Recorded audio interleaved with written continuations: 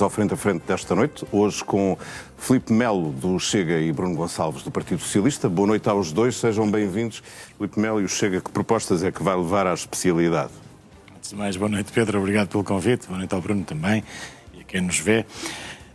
São várias propostas que o Chega está neste momento a preparar, que naturalmente vão ao encontro das necessidades das famílias e das empresas, mas acima de tudo com uma coerência extremamente vertical com o que está plasmado no programa eleitoral do Chega. O programa que nós nos apresentamos às eleições de 10 de março, nós vamos transformá-lo em propostas de alteração ao orçamento. Precisamente o que este governo da AD não fez. Mas não vai plasmar o programa nas propostas agora de especialidade do orçamento.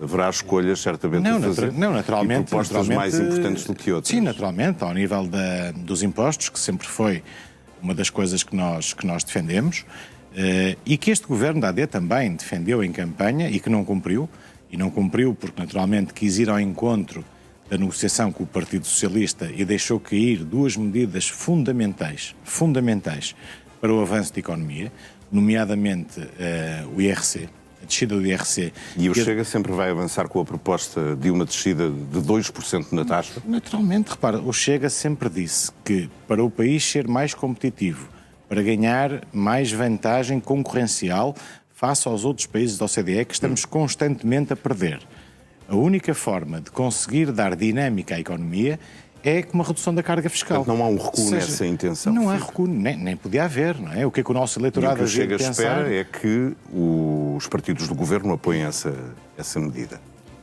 Só tem que apoiar, porque os partidos do governo, ou os partidos que sustentam este governo, tinham isso no programa eleitoral também, a descida de impostos.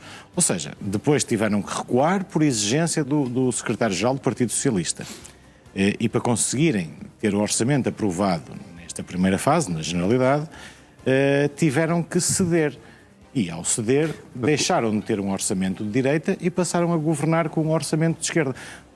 Mesmo com o não é não que o Primeiro-Ministro passa a vida a repetir, nessa questão que pode interessar mais ao Governo, considera que o PSD e o CDS vão estar ao lado do Chega?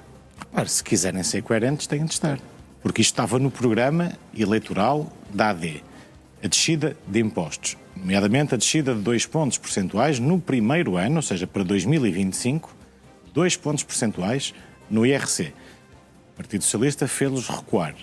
E nós vamos dar-lhes a oportunidade de se redimirem perante os portugueses e dos eleitores e cumprirem o que prometeram, já que não conseguiram cumprir tudo o resto que prometeram, e lembro-lhe, a reversão da extensão do CEF, não fizeram, o subsídio de risco da PSP e da GNR, que foi dito taxativamente pelo Sr. Primeiro-Ministro em campanha ainda, que tinha que corrigir esta desigualdade para com os elementos da Polícia Judiciária, e não fizeram também. Portanto, muitas promessas que ficaram por cumprir. Portanto, nós agora vamos dar uma ajudinha a este governo da AD a cumprir pelo menos uma delas. Está a ironizar? Não estou, não. Uma ajudinha dessa forma. Naturalmente, se o Partido Socialista lhes retirou essa possibilidade, o Chega vai dar-lhes a oportunidade de se redimirem. 2%. E Filipe Melo, é provável que em alguns dos artigos propostos pelo PS o Chega vote ao lado dos socialistas? Isso depende do quê, exatamente? Muito bem. Eu vou já responder à sua questão, deixe-me só... Quer replicar ainda em relação ao IRC? Não quero replicar. Quero dizer que o Bruno, de uma forma inteligente, até porque foi inteligente, fugiu à questão do Pedro. O Pedro basicamente perguntou ao Bruno se esta medida e outras que o PS estava em desacordo fossem aprovadas, se na votação final global votaria contra o orçamento. Não, a pergunta foi sobre se o PS sentiria traído. Eu percebi. A pergunta foi se o PS sentia traído. E o Bruno respondeu. Eu percebi, basicamente, isso. Sobre posso ter interpretado mal, mas gostava já agora que o Bruno nos pudesse elucidar o entendimento nas entrelinhas. Se o PS se traído e vai votar contra na votação final. O Filipe sentir-se atraído se este orçamento passar sem a descida no IRC? Sim ou não? Não é traído. A traição, se o orçamento... Mas eu respondi, pelo menos. Repare, quem tem que se sentir traído no meio disto tudo seriam os portugueses. Porque o governo mentiu. A ver como também consegue O fugir governo bem à mentiu. questão. Não, é verdade. Agora, o Bruno disse uma coisa que eu resposta tenho... foi dada de um lado e do outro. O Bruno disse uma coisa que eu tenho que discordar, naturalmente, porque não tenho uma visão de tal forma europeia em que a Europa debate a uniformização dos sistemas.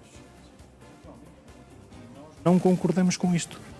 Nós queremos um Estado português e não queremos que haja aqui uma europeização que obrigue o país a fazer o que não quer e o que não é benéfico para nós. Nós é não porque queremos esta uniformização dos sistemas fiscais, se calhar em Bruxelas, se calhar em França e na Itália é favorável. Para nós não é. Para nós não é. Pelo contrário. Para nós não é. Mel, como é que o Chega vai votar essa proposta socialista? Aumento das pensões. O aumento das pensões é uma coisa que nós sempre defendemos. Nós não conseguimos conceber como é que num Estado de Direito conseguimos ter pensões miseráveis de 300 e poucos euros. Isto é uma injustiça social tremenda e agora convém também lembrar que o Partido Socialista que aparece com esta proposta em sede de orçamento durante 8 anos ignorou. Aumentou 6 vezes. Ignorou. Aumentou 6 vezes. E tem a dignidade dos pensionistas? Aumentou 6 tem vezes. Tem dignidade com pensões de 300 e poucos euros. Que governo é que aumentou 6 vezes em 8 anos? Lembra-se de algum? Ninguém governou 8 anos seguidos, a não ser o Partido Socialista. Mas ninguém. Lembra-se de algum governo que tenha atualizado Bruno, tantas era a pensões? vossa obrigação fazer e não o fizeram. Mas então... Naturalmente, agora, não fugindo à questão do Pedro, nós não votamos propostas do Partido Socialista. E muito menos negociamos com o Partido Socialista, jamais. Isso era contra a natura. Nós votamos propostas que beneficiem famílias e empresas.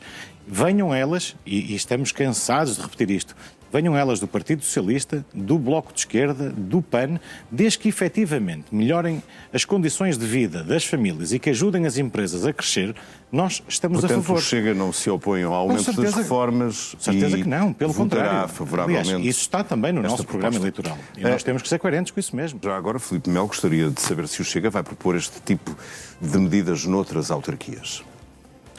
É possível. Todas as boas medidas que são apresentadas em algumas autarquias, e esta, felizmente, que foi aprovada, devem e podem e devem.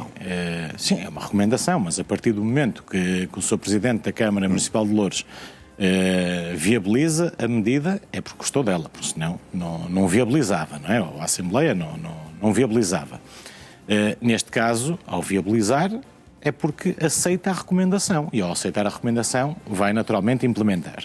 Portanto, mas noto também que há, e quero dizê-lo publicamente, que há bom senso, há socialistas ainda que têm bom senso nesta matéria. E não permitem que o país continue nesta bandalheira. Aliás, com o mais alto representante do Estado a contribuir. Porque ainda hoje passou o dia no Zambojal, foi visitar, nada contra, pelo contrário, foi visitar os familiares do cidadão que faleceu, mas eu pergunto onde é que está a visita ao Tiago, ao motorista da Carris, que teve queimaduras gravíssimas. Foi feito? Não. Porquê? Isto é que se impõe saber. Portanto, e nós temos que acabar com isto. Não sabemos se isso estará ainda nos planos do Presidente da República. Daqui a um ano, como nos fogos... saber se esta medida é uma medida de bom senso na autarquia de Loures. Claro que é de bom senso. Por exemplo, claro que é de bom senso. Que existe um inquilino que comprovadamente participa neste tipo de distúrbios, mas que tem uma família que não é responsável por isso e que vive nessa habitação. Certo, mas então, antes de cometer estes crimes, devia pensar que tem família. Lá está. A posição, o que o Bruno dizia, a posição do cidadão perante o Estado também tem que ser responsável. E isto não é só os direitos primeiro e os deveres depois. Mas aí, Filipe, nós temos que ser... Bruno, deixa-me só terminar o raciocínio e depois... Mas quero ouvir também a resposta do Bruno. Claro que sim. Tem que haver, acima de tudo, respeito pela sociedade. Ainda por cima, quando alguém beneficia de uma habitação que é a sociedade que lhe está a pagar. São os meus impostos, do Pedro, do Bruno, que pagam aquela A casa. pessoa paga renda, em habitação social a pessoa paga renda. Aliás, muitas vezes o Diminutas, problema... de 5, 10 euros, eu posso-lhe mostrar imensos casos. Posso mostrar Agora, bastantes casos. Bruno, repara uma coisa, diga-me desta forma. Mas eu não... Sentia-se bem ser familiar do Tiago, do motorista da Carris, que paga os seus impostos. Como os outros também pagam. Todos pagam os seus impostos para contribuírem para esta habitação social. E depois é queimado por alguém que usufrui desses mesmos impostos que ele paga. Repare, isto é um contrassenso. Isto não é um Estado de Direito. E depois, só para terminar isto. Eu acho que era bom corrigir, pelo menos, e depois, assumir que não foi uma pessoa, tanto quanto sabemos, não foi uma pessoa que sabe que mora num bairro social que queimou um motorista da Carris. Mas não temos esta informação. Não sabemos quem foi, mas isso há de ser apurado. Agora, vamos lá ver uma coisa. É impossível nós concebermos aqueles ataques, o vandalismo não pode continuar a prosperar em Portugal. E o que nós vemos, é vandalismo puro. Se a família dessas pessoas deve ser castigada também por isso. Se me perguntar, que não são julgadas e que não estiveram nos estudos. Se me perguntar se a família em si merece ser castigada, com certeza que não.